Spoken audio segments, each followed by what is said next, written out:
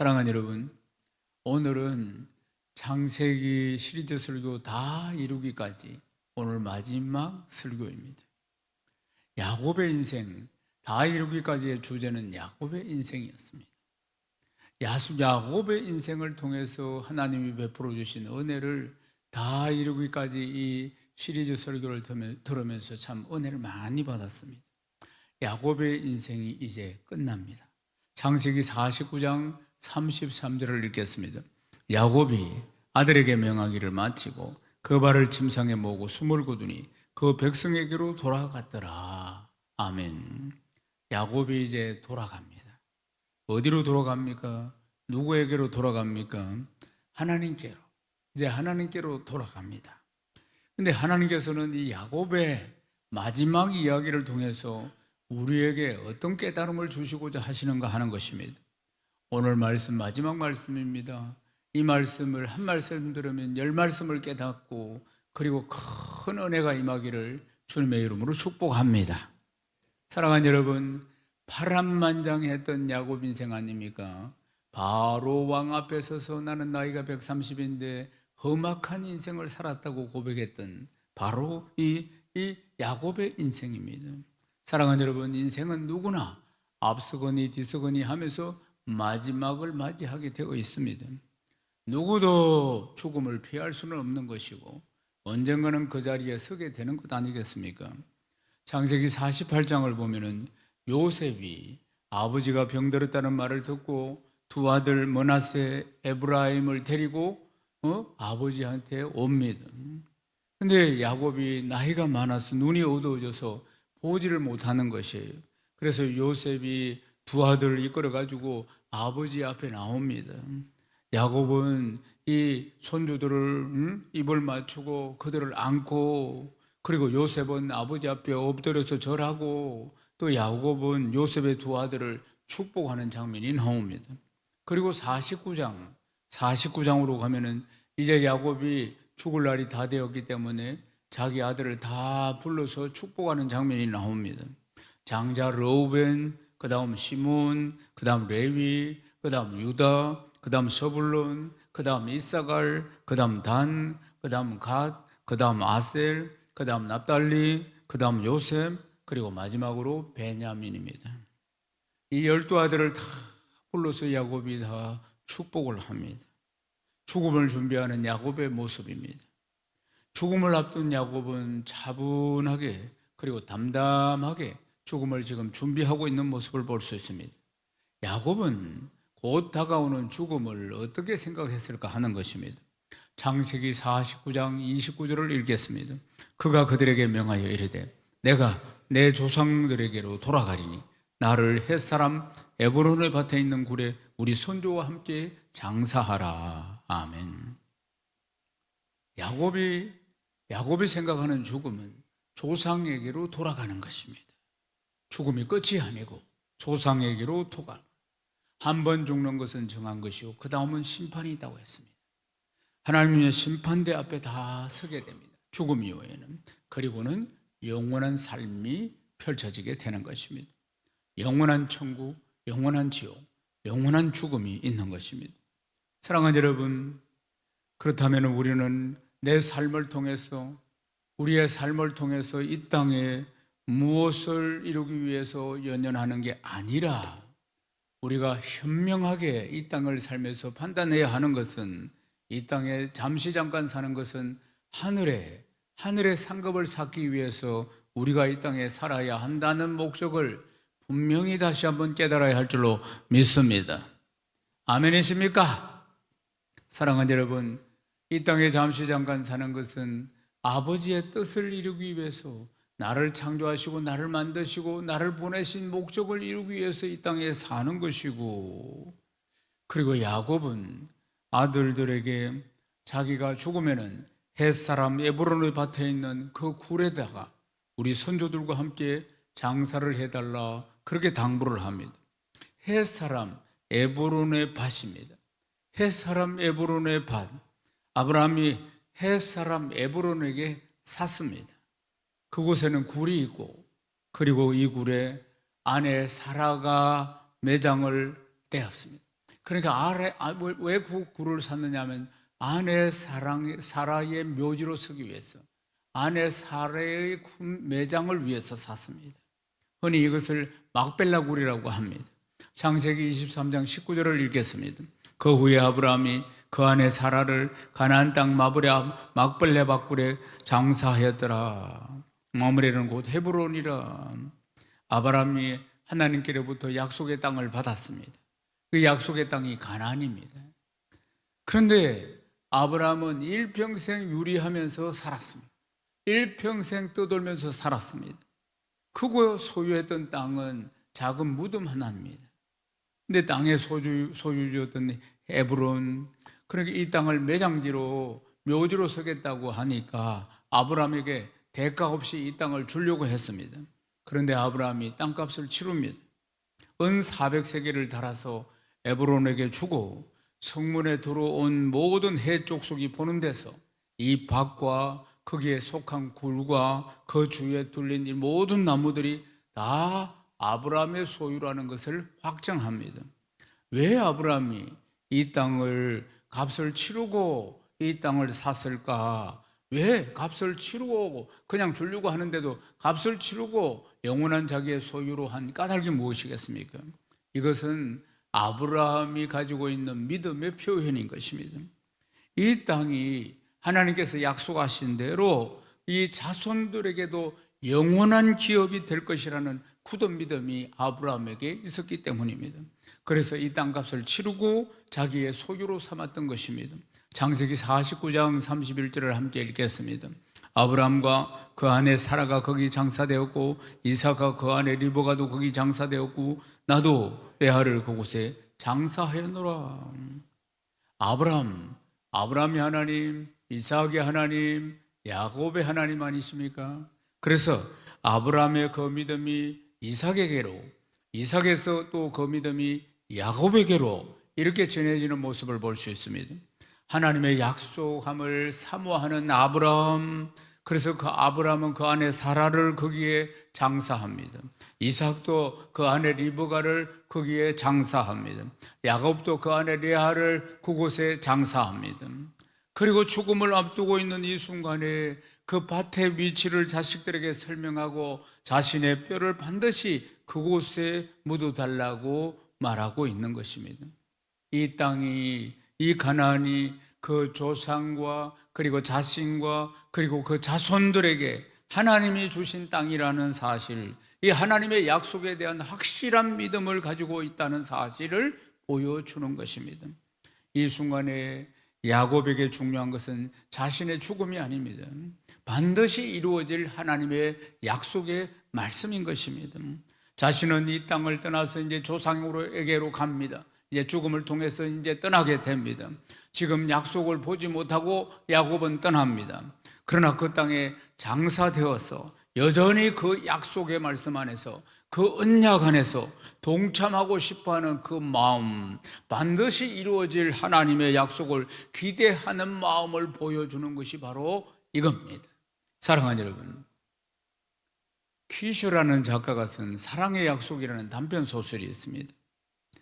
이 제목은 좀 생소할는지 모르지만 제가 이야기를 드리면 읽어본 적이나 들은 적이 있으실 겁니다. 제2차 세계대전 때 연합군의 전투기 조종사가 블랜드포드라는 중위 이야기입니다. 이제 블랜드포드라는 중위가 이 전쟁에 참전하는 2차 대전의 비행사로, 전투기 조종사로 참전하는 군인인데, 그가 이제 플로리다 훈련소에서 먼저 공군 이제 전투기 조종사로서 입소해서 훈련을 받습니다.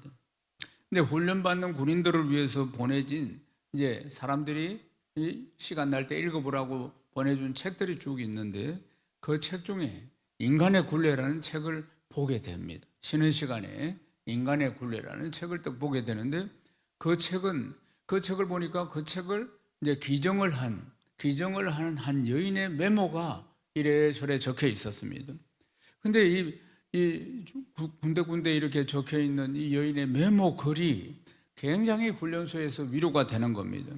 그래서 너무 위로가 되고 너무 고맙고 하니까, 그런데 이 책을 보낸 사람이 누구인가 그걸 이제 수소문을 해보니까 이제 홀리스 메인이라는 여인이 이 책을 훈련소로 기증을 했다. 여러 많은 책 중에 하나죠. 그 기증을 했다는 것을 알게 됩니다. 그래서 또 이 여인의 주소를 알고 싶다고 해가지고 이래저래 알아보니까 주소를 알게 되었습니다. 그래서 훈련소에 있는 이제 이 친구가 편지를 썼습니다. 편지를 써서 보내니까 이 또 여인으로부터 편지에 답이 왔습니다. 이렇게 주고받는 걸 뭐라고 하죠? 펜팔이라고 하는 겁니다. 스마트폰 때문에 다 잊어먹었습니까? 예. 그래서 이제 서로가 편지를 주고받는 이제 그런 사이가 되었습니다. 근데 블랙포드 중위는 이제 그러다가 훈련을 마치고 전쟁터로 나가게 되었습니다. 전쟁터에 나갔는데 정말 매일매일이 얼마나 많은 사람들이 죽어나가고 또 비행기를 전투기를 몰고 나가서 때로는 보면은 일본 전투기하고 전투가 하늘에서 벌어지는데 그런데 한 번은 포위를 당했어요. 포위를 당했는데 일본 전투기들이 삥 둘러사는데 그 중간에서 자기가 포위를 당했는데 그랬는데 얼마나 가까이에서 이 일본 조종사를 봤는지 일본 조종사가 바로 전투기에서 너는 이제 죽었다고 이빨을 내고 웃는 것까지 다 받아요. 그러니까 이 스트레스라는 게 보통이 아니겠죠. 그런데 그 위기 속에서도 빠져나왔어요. 어떻게 살게 되었어요. 그러니까 이 치열한 전쟁 속에서 매일매일 죽음의 위기 그리고 두려움, 긴장, 공포 이런 것들이 엄습해 오는데 이루 말로 다 표현할 수 없는 거지. 그런 가운데서도 이 여인의 편지가 그렇게 위로가 되는 거예요. 이 여인의 편지가 그러니까 이런 두려움과 공포와 죽음의 스트레스 가운데서도 이 여인이 보내주는 편지가 그렇게 위로가 따뜻한 한글 그 마디마디마다 정말 위로가 되고 그래서 편지를 주고받은 지가 벌써 13개월이 되는데 13개월 동안 중이가 편지를 보내면 성심껏 답을 보내주고 중이가 바빠가지고 편지를 못 보냈는데도 또 편지도 보내주고 그렇게 서로가 정말 편지를 주고받으면서 전쟁이 끝나면은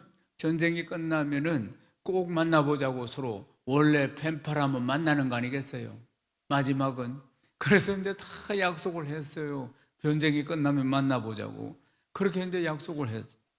그래서 이제 한편으로는 어떤 여인일까 상상도 하겠죠. 서로가 서로의 얼굴을 모르니까 편지만 주고받으니까. 그래 한편으로는 참 아름다운 여인이었으면 좋겠다 이런 생각도 하고 그런 생각. 얼굴을 모르니까. 그런데 이제 전쟁이 다 끝났습니다. 전쟁이 끝나가지고 이제 서로 이제 맨하탄에 있는 그랜드 센트럴 역 앞에서 만나자고 이제 약속을 했습니다. 그래서 서로가 서로를 모르니까 상징이 있어야 되니까 그래서 아가씨는 장미 꽃을 한 송이 딱 이렇게 가슴에 달고 나오기로 하고 그래서 자기는 그러니까 인간의 굴레 이 책을 한 권 딱 들고 나가기로 하고 그렇게 해서 서로가 이제 알아볼 수 있도록 그렇게 이제 딱 약속을 했습니다. 그래서 이제 이 중이가 이제 또 이제 딱 역 앞에서 기다리고 있는데 먼저 와서 기다리고 있는데 그런데 가슴이 벌렁벌렁합니다. 아주 그냥 자기를 그 전쟁터 속에서도 위로해주고 힘이 되어준 이 편지를 보낸 아가씨를 만난다는 게 그런데 이제 저기 보니까 시간이 돼가는데 저쪽에서 이제 금발에 아주 이쁘고 아름다운 아가씨가 쫙 이쪽으로 오는 겁니다. 그래서 이 아가씨인가 하고 보니까 문제는 장미꽃이 없었어요. 그런데 이 아가씨가 자기에게로 오더만은 말을 거는 겁니다. 그래서 이제 어디로 가시느냐? 그러면서 이제 그래 이리로 간다. 그래 나도 이리로 가는데 그래 우리 같이 가겠느냐? 이 아가씨가 이래 묻는 거예요. 그런데 마음이 막 움직입니다. 너무나 아주 건발해 너무나 이쁘고 그러니까 그런데 이 장미꽃이 없어. 그런데 순간적으로 마음이 혼란이 자꾸 옵니다. 그런데 뒤쪽에 한 여인이 오고 있는데 한 40대 중반쯤 보이는데 머리에 흰머리도 좀 있고 모자를 쓰고 있는데 흰머리가 삐져나온 것 같고 그리고 몸이 좀 뚱뚱한 한 여인이 걸어오는데 그런데 장미꽃이 있는 거예요. 그래가지고 순간적으로 혼란이 왔습니다.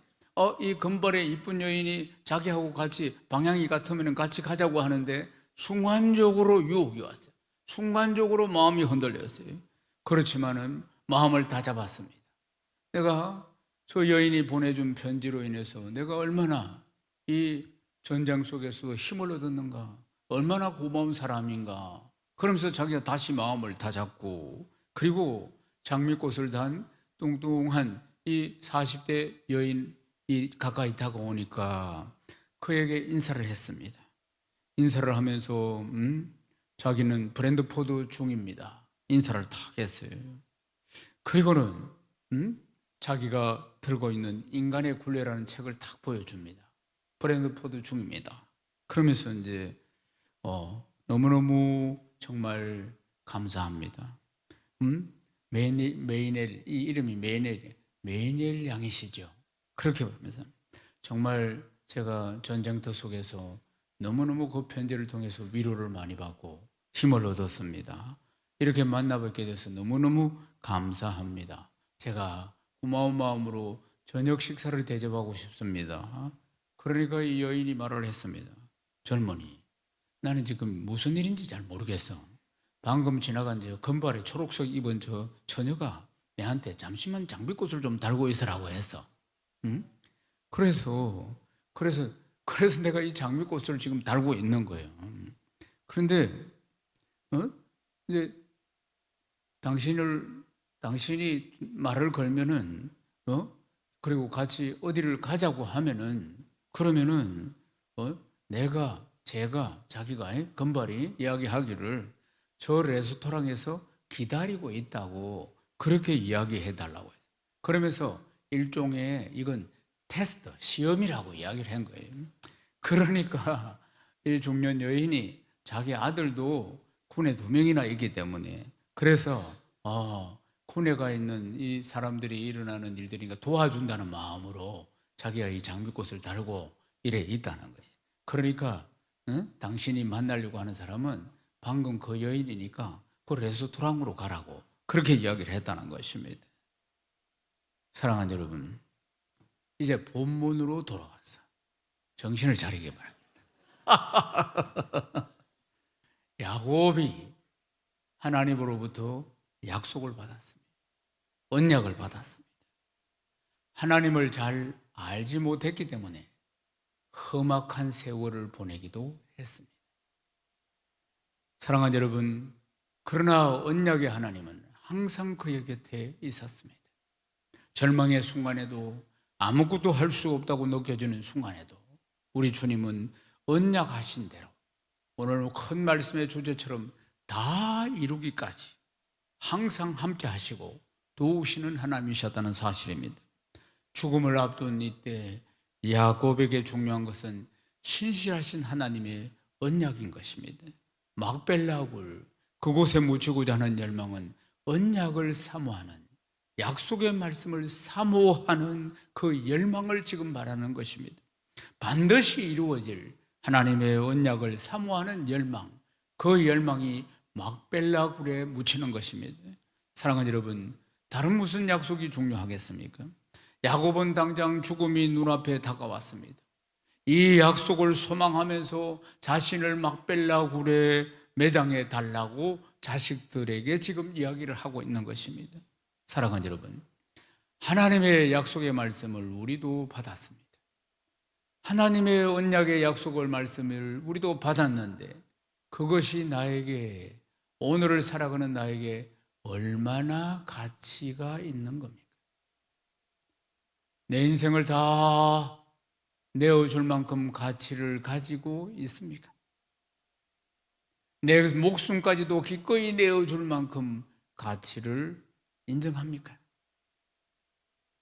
사랑하는 여러분, 우리가 주님 안에서 진리를 발견한다면, 영생의 축복을 깨닫는다면 나의 목숨까지도 내어놓을 수 있다는 것 아니겠습니까? 아멘입니까? 우리의 신앙의 수준이 거기까지 가야 한다는 사실입니다. 빌립보서 1장 21절 말씀을 읽겠습니다. 이는 내게 사는 것이 그리스도니 죽는 것도 유익함이라. 사도 바울은 예수 그리스도의 약속의 말씀, 그 말씀을 이루는데 죽는 것도 유익하다고 할 만큼 중요하게 그 말씀을 붙들었던 것입니다. 그는 세상 사람들이 부러워하는 모든 것을 가졌습니다. 신분도 바리새인 중에 바리새인이요, 가말리엘 문에서 공부를 하고 로마의 시민권자이며 정말 명문 가문에다가 정말 누구보다도 상류계층의 사람이었고 모든 세상 사람들이 부러워하고 소유하려고 하는 것을 가지고 있었던 이 사도 바울은 예수님 딱 만나고 나서 이 모든 것들을 배설물로 다 여겼습니다. 모든 것들을 배설물로 다 여기고, 그리고 그리스도를 알아가는 지식이 가장 고상하다고 고백합니다. 그리스도를 알아가는 그 지식의 그 부요함과 풍성함이 최고이기 때문에 세상 것들을 전부 다 배설물로 여겼다는 거 아니겠습니까? 주님이 그에게 주신 언약이 너무너무 중요했기 때문입니다. 예수님의 약속이 뭡니까? 하나님 나라, 킹덤 오브 갓, 천국인 것입니다. 야곱에게 약속의 땅을 언약하셨던 것처럼 우리에게는 하나님 나라를 우리에게 약속해 주셨습니다. 그래서 사도 바울은 죽는 것도 유익함이라. 하나님 나라를 약속을 받았기 때문에 죽는 것도 유익함이라. 이렇게 이야기를 하고 있다는 사실입니다. 때로는 복음을 전하면서 매를 맞고 돌에 맞아서 죽은 줄 알고 버려진 적도 있고 수없이 욕을 먹고 감옥에 갇히기도 했습니다. 그러나 이 모든 것들을 다 이겨낼 수 있었던 것은 세상 무엇과도 비교할 수 없는 하나님 나라, 그 부름의 상, 그것을 바라보았기 때문인 것입니다. 이것이 얼마나 귀한가를 알았기 때문에, 제대로 알았기 때문에, 그래서 이 약속의 말씀, 하나님 나라, 킹덤 오브 갓, 하나님 나라의 이 약속의 말씀을 붙들고 이 고난과 역경을 다 기쁨으로, 감사함으로 이겨낼 수가 있었다는 사실입니다.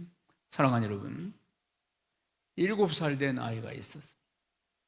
부모가 남자아이 하나, 이 하나 낳아가지고 키우면서 얼마나 눈에 넣어도 아프지도 않는 이 아이입니다. 그래서 자주 재밌는 장난감 새로 나온 거 있으면 또 사주고, 뭐 그림체도 사주고, 맛있는 것도 사주고, 하나밖에 없는 아들 뭐 예지중지해서 이 아이가 뭐 좋아할 만한 거, 좋은 거 나오기만 하면 다 사주고 그랬는데, 문제는 뭐냐면 이 아이가 한 번도 만족을 안 하는 겁니다. 7살짜리가 징징거리는 겁니다.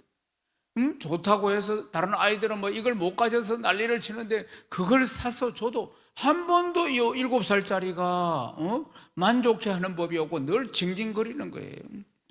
그래서 뭘 해두든지 간에 징징거리니까 이 부모가 머리가 아프대.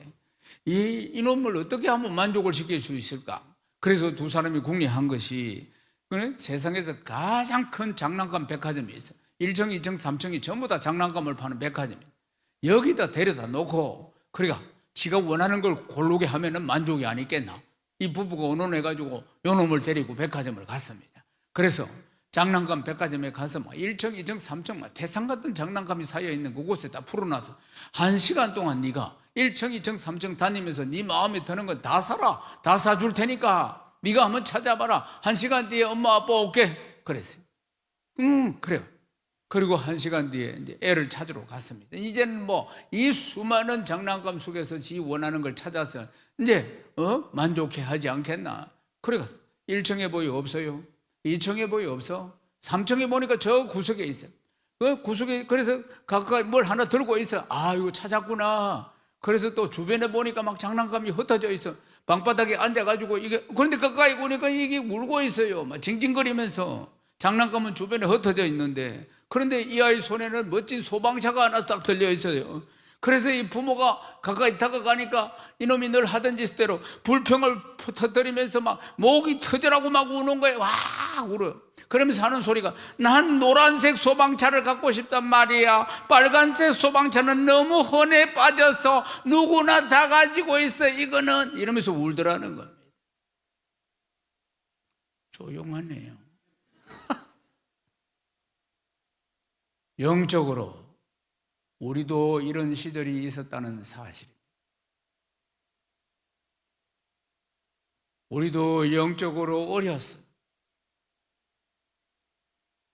하나님 우리에게 제일 좋은 것을 선물해 주셨는데도 영생을, 구원을, 하나님 나라를, 천국 시민권을 우리에게 주셨는데도 불구하고 그게 뭔지 모르니까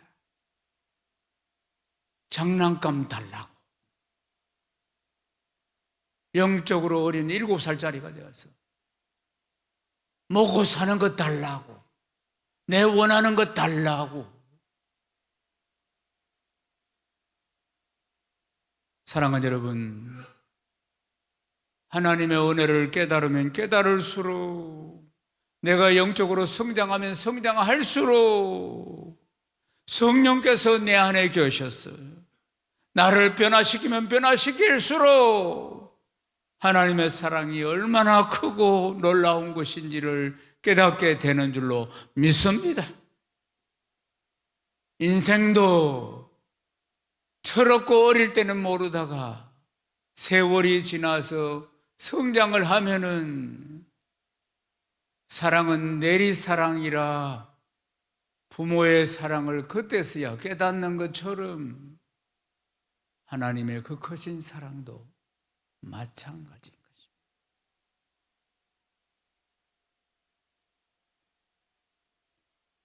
죄인인 나를 사랑하셨어. 나를 지명하여 부르신 그 수많은 불신자들이 덕실거리고 있는 내 가문에서, 절대로 예수 안 믿을 우리 집안에서 나만 지명하여 부르셨어. 예수 믿게 하시고 도저히 누릴 수도 없고 받을 수도 없는 구원의 은혜와 구원의 축복을 나에게 주시고, 참으로 죄 많은 내 인생인데도 매일매일 사랑한다고 말씀해 주시고, 로마서 11장 29절 말씀을 읽어보십시오. 하나님의 은사와 부르심에는 후회하심이 없느니라. 사랑하는 여러분, 하나님이 베풀어 주신 은혜는 변함이 없습니다. 어제도 오늘도 우리는 늘 왔다 갔다 합니다. 내 마음 나도 몰라. 상황에 따라서, 환경에 따라서 내 신앙이 왔다 갔다 합니다. 그러나 우리 아버지 하나님은 언제나 한결같습니다. 한결같이 내가 너를 사랑한다, 내가 너를 사랑한다, 문 열어놓고 집 나간 아들 기다리는 아버지의 마음.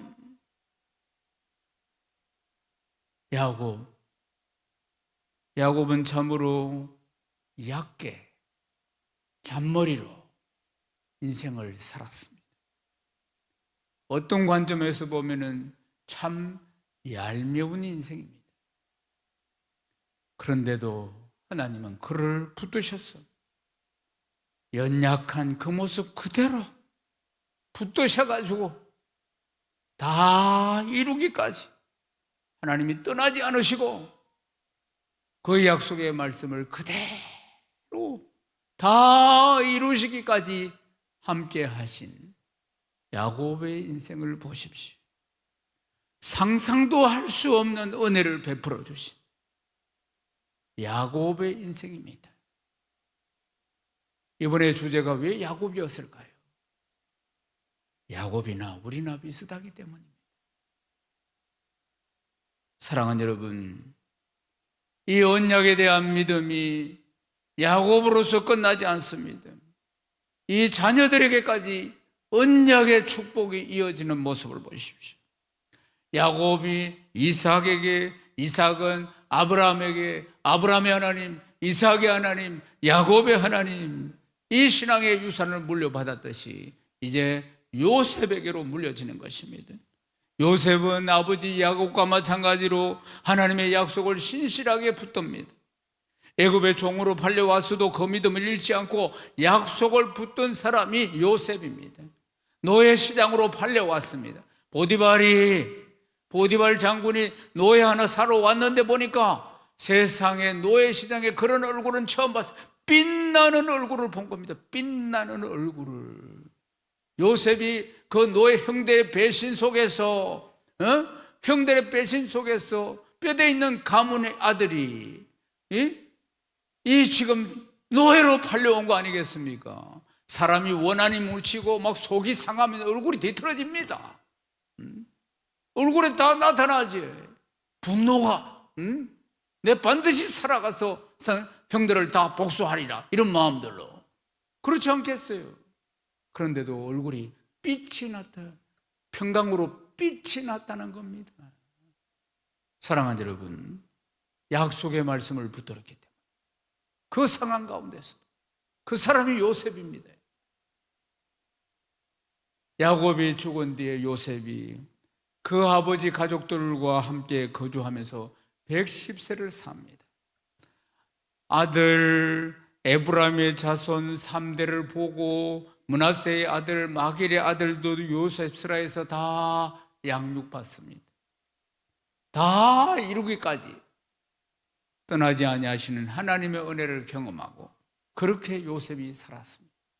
그리고 요셉에게도 이제 죽음이 찾아왔습니다. 창세기 50장 25절을 읽겠습니다. 요셉이 또 이스라엘 자손에게 맹세시켜 이르기를 하나님이 반드시 당신들을 돌보시리니 당신들은 여기서 내 해골을 메고 올라가겠다 하라 하였더라. 아멘. 막벨라 굴에 자신을 묻어달라고 했던 야곱, 이제 때가 되면 자기 해골을 메고 올라가라고 말하는 요셉, 그들은 모두 하나님의 약속의 말씀을 바라보던 사람들이었습니다. 아브라함에서 이삭으로, 이삭에서 야곱으로, 그리고 야곱에서 요셉으로 이 믿음이, 이 신앙이, 언약의 말씀을 붙들고 살아가는 신앙이 전해져 내려오는 것입니다. 제 부모님, 제 할아버지, 할머니 항상 기도하실 때마다 아브라함의 하나님, 이삭의 하나님, 야곱의 하나님, 나의 하나님, 이렇게 기도하실 때마다 이렇게 시작을 하셨습니다. 제가 어릴 적에는 이 기도가 앞에 머리가 너무 길기 때문에 그래서 이게 잘 이해가 안 됐습니다. 뭐 그냥 전능하신 하나님 뭐 이렇게 하는 것도 아니고 아브라함의 하나님, 이삭의 하나님, 야곱의 하나님, 나의 하나님이라는 겁니다. 그리고 우리 부모님들 또 우리 할머니, 할아버지는 항상 내 신앙, 내가 만난 하나님, 이 이야기를 자주 하신 것입니다. 누가 뭐라고 해도 내 신앙은 내가 지킨다. 내가 만난 하나님, 나의 하나님이라는 사실이에요. 저는 그것이 이제 머리가 커지면서 갈등이 왔습니다. 나도 내가 만난 하나님이 있어야 합니다. 모태신앙이 되어가지고 내가 만난 하나님, 어릴 적에는 철 모르고 교회를 다니고 부모 손잡고 이제 자아가 커지니까 이제 중학교 때부터 나도 내가 만난 하나님이 있어서 우리 아버지처럼 우리 어머니처럼 우리 할머니 할아버지처럼 나의 하나님이라고 나도 고백할 수가 있어야 되는데 이게 제 숙제였습니다. 그리고는 31에 나의 하나님을 만나게 됩니다. 사랑하는 여러분, 어제는 우리 일산에서 회복 캠프가 있었습니다. 어제 많은 분들이 아브라함의 하나님, 이삭의 하나님, 야곱의 하나님, 나의 하나님을 만난 날이었습니다. 할렐루야. 두나르게 프로세스의 가장 큰 주제가 뭡니까? 나의 하나님을 만나는 것입니다. 내가 만난 하나님을 증거할 수 있는 당당한 그리스도인, 자랑스러운 그리스도인이 되는 것. 양육을 통해서.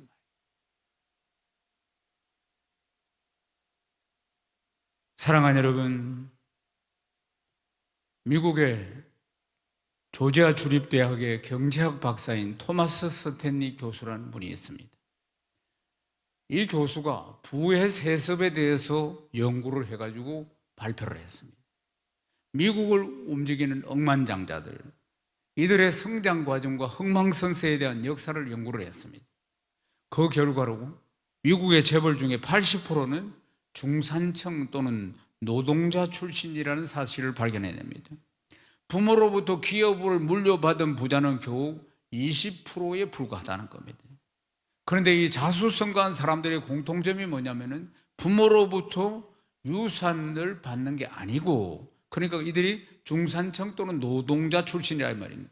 부모로부터 뭘 물려받았느냐면 좋은 습관을 물려받았다는 겁니다. 그들은 믿음, 신앙, 권면, 성실, 정직, 용기, 이런 정신적인 유산을 부모로부터 물려받은 겁니다. 이런 정신적인 유산을 물려받은 그들이 다 성공을 하는데, 이 성공을 통해서 얻은 물질을 가지고, 그리고 또 이웃을 위해서 선한 사업에 사용하고 있다는 보고서입니다. 사랑하는 여러분, 내 자녀에게, 금쪽 같은 내 자녀에게 무엇을 물려줘야 하겠습니까? 내 목숨을 줘도 아깝지 않은 진리를 내가 발견했다면, 하나님의 약속과 언약의 이 신비를 발견했다면 이것을 물려줘야 하는 것입니다. 야곱은 그 신앙을 물려줬습니다. 사랑하는 여러분, 아브라함의 하나님, 이삭의 하나님, 야곱의 하나님, 나의 하나님이 되도록 신앙을 물려줘야 합니다. 타협하지 않는 신앙, 세상과 타협하지 않는 신앙, 그 믿음, 흔들리지 않는 믿음, 언약의 말씀을 끝까지 믿는 믿음. 사랑하는 여러분, 이제 말씀을 마무리하겠습니다. 우리는 지금까지 야곱의 인생을 살펴봤습니다. 자기께로 살아가는 야곱, 세상 가치관으로 살아가는 야곱이었습니다. 아버지도 속이고 형도 속이고, 그리고 외삼촌 집으로 도망갔다가 외삼촌과 줄달리기 하면서 살아가던 그 야곱 말입니다. 험악한 인생을 살았다고 하지 않습니까?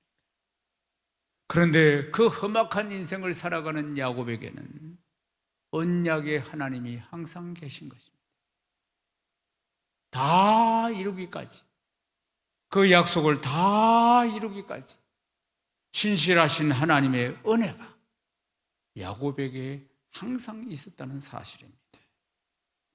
그리고 마침내 그 은혜를 깊이 깨달은 야곱이 자신을 막벨라굴에 묻어주기를 청하는 것입니다.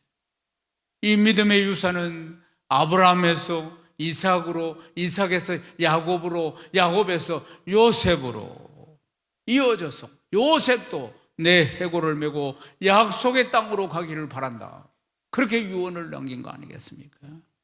믿음의 유산인 것입니다. 내 믿음의 유산이 내 당대에서 끝나는 것이 아니라 아브라함의 하나님, 이삭의 하나님, 야곱의 하나님, 나의 하나님이 내 자녀의 하나님이 되고 내 손주들의 하나님이 되고 우리 집안 가문의 하나님이 되어야 할 줄로 믿습니다. 사랑하는 여러분, 저는 감히 여러분에게 간증할 수 있는 것은, 제가 모태신앙으로서 목회자가 30여 명이나 되는 제 집안에서 또 목회를 하면서 수많은 크리스찬을 봤겠죠. 그러나 지금까지 제 어머니보다 믿음이 더 좋은 분을 본 적이 없습니다. 사랑하는 여러분, 내 후손들이 다음에 저처럼 간증할 수 있어야 합니다. 내가 우리 어머니보다, 우리 아버지보다 더 믿음이 좋은 사람을 지금까지 나 본 적이 없다. 이 축복보다 더 큰 축복이 어디 있겠습니까? 저는 유혹이 올 때마다 어머니를 생각합니다. 신앙은 타협이 없다.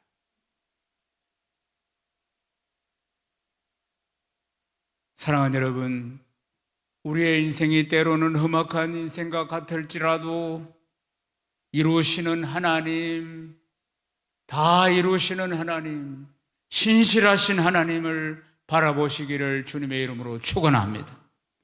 나의 믿음과 나의 신앙을 통해서 내 자녀들이 더 큰 믿음으로, 더 큰 신앙으로 세상을 능히 이겨내는 하나님의 사람들 다 되시기를 주님의 이름으로 축원합니다.